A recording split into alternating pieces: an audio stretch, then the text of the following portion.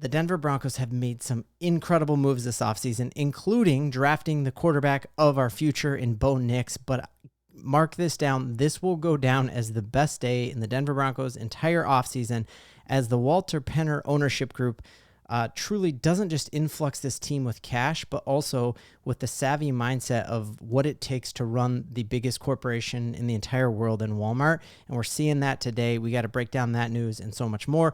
If you're new to this channel, my name is Ben. I'm a diehard Denver Broncos fan, and I'm incredibly stoked to share the news and break down the implications of it. So one of the things that successful businesses do, like Apple or Tesla or Walmart, is that they identify a need and then they will poach other people to come and fill that need. So before Apple dropped the new Apple Watch, they went and got fashion designers and people high up in really bougie fashion companies to come and design the Apple Watch. And they did the same thing when they were going to do Project Titan, the new Apple car.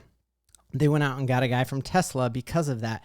And so it's that mindset of like, your internal executives don't have the capacity to do things that they don't know how to do. And so one of the benefits of having the richest owner in sports who has that type of mindset is that they go out and plug holes by bringing in fresh talent. And we've seen that time and time again this offseason. And boy, oh boy, did we have that in spades today, as the big news of the day is that a guy who probably should be a head coach of an NFL football team, he interviewed to be our head coach. He interviewed to be the Tennessee Titans head coach, and he was on a lot of people's big boards as being like a head coach. The ability for him to succeed at Stanford for the 11 years that he was there is insane, because Stanford is not a football school. It is so hard to get into. It was my safe school. I mean, I went to Thornton High School, so like I was pretty smart. But the ability, the pedigree that he had at Stanford, unreal. And so the Denver Broncos went out and they stole David Shaw, and they brought David Shaw to Denver, and he is going to be in the front office, the senior personnel executive, and we're going to talk about what that means for this team. But I am honestly shocked that we essentially have just loaded this squad so deep that the fact that he would come here is just a testament to what that Walter Penner ownership group can do. It's thanks to the relationship with Condoleezza Rice and obviously her ties to Stanford. And I think both both of the George Paton, no, who was it? A couple of them like got their master's degrees at Stanford, and I'll pull that article up here in a second, but we cannot understate what a massive, massive move this is.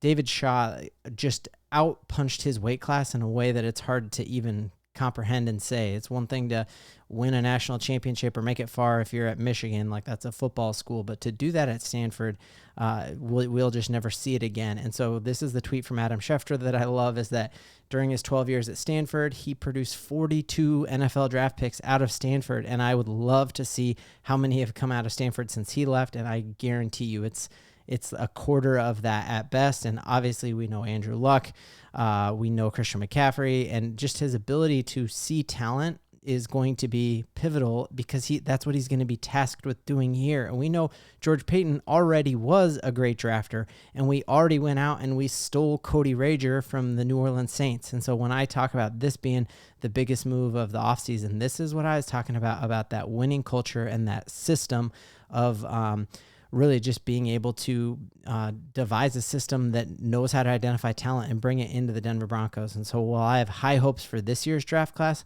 just wait until we have a year of Cody Rager, George Paton, and Shaw looking at film together and analyzing that and using AI and all the other innovative things that we're going to see. I just think that you're going to see the Denver Broncos constantly drafting guys and people 5 years after they're drafted, like, can't believe the Broncos got that guy. And it's because of this loaded up talent. And so when you talk about the support system that we now have for this rookie starting quarterback in Bo Nix, you're talking, we got Shawn Payton, who I did a video a couple days ago about people all over the league just gushing about how he is the top offensive mind in all of football.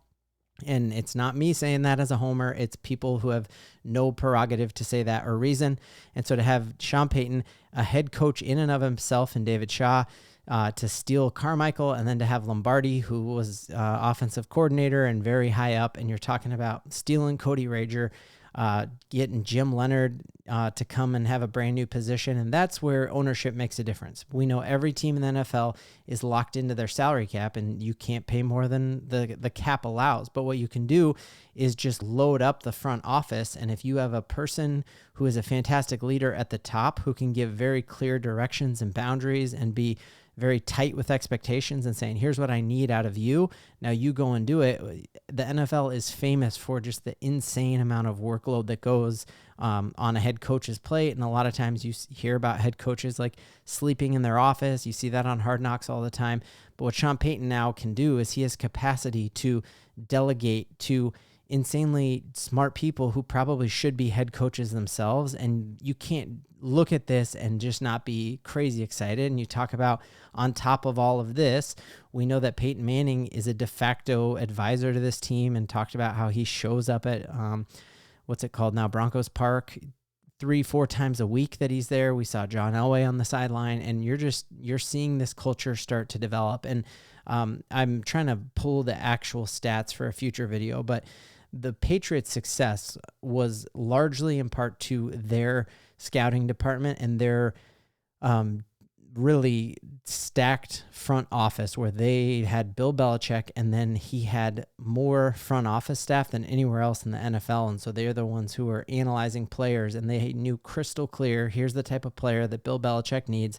Now let's go find him. And that's exactly what Shawn Payton, Shaw, and Rager are going to do, is that they're going to say, here's the offense I want to run, guardrails off.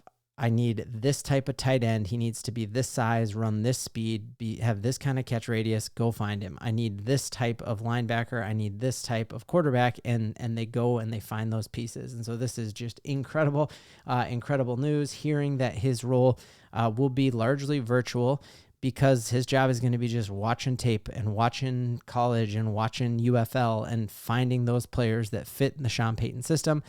He will be there at training camp. And so you're just talking about a star-studded sideline now, and just the systems of support that has for Shawn Payton is incredible. And yeah, just seeing this all over the place, that yesterday the Denver Broncos went out and got Myles Garrett of the UFL, and now we're getting a head coach who should be a head coach and one of the most respected college football minds in America, who's in our front office just watching tape. You can't make this stuff up, how great this is for us. And just seeing the rest of the NFL is scared by this, and they're shook by it, because, there was a tweet interview about him and why he chose the Denver Broncos, and it was because of the relationships here. And so here's another example of Shawn Payton is him. He's the dude. And David Shaw doesn't come work here if he doesn't respect what Shawn Payton is doing. And to me, that's all you need to see, is that people want to come here. People want to be with Shawn Payton, and that is fantastic, fantastic news, and could not be more psyched about it. Do you agree with me? Will this go down as the biggest day in our offseason? Because what that means is that the Denver Broncos are going to be competitive for years to come, because we are going to evaluate talent. We're going to evaluate the type of talent that Shawn Payton wants to succeed. There is a lot to believe in.